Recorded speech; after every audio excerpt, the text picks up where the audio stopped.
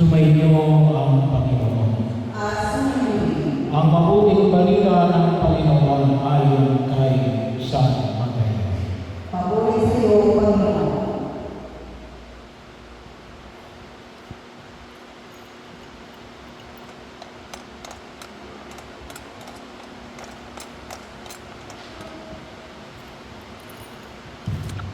Nakaraan ang araw ng pamamahinga, pagbubukang liwayway ng unang araw ng Sanlinggo, pumunta sa libingan si Jesus, si Maria Magdalena at isa pang Maria. Biglang lumindol ng malakas.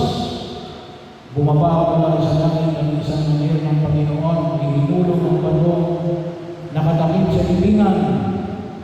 At nung po sa ibabaw niyon, ang kanyang mukha ay nakasisigaw na parang kidlat at kasiputi ng busilang ang kanyang damit.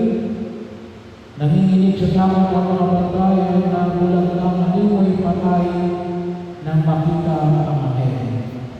Ngunit sinabi nito sa mga babae, "Huwag kayong matakot. Alam ko hinahanap ninyo si Jesus na ipinako sa krus. Wala na siya rito. Sapagat siya muling nabuhay, tulad ng kanyang sinabi. Halikayo, tingnan ninyo ang pinaglagyan sa kanya. Lumakad na kayo ibalikan sa kanyang mga lagat na siya muling nabuhay at mauna sa Galilea. Makikita ninyo siya roon. Tandaan ninyo ang sinabi ko sa inyo." At dali-dali silang umalis ng libingan. Pinag-aarian sila ng magkahalong takot at galak.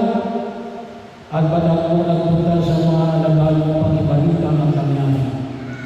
Ngunit sinalubong sila ni Jesus at pinabig. At lumapit sila. Niyakap ang kanyang paa at sinamba siya. Sinabi sa kanila ni Jesus, "Huwag kayong matakot.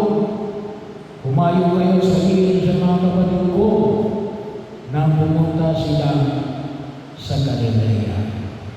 At makikita nila ako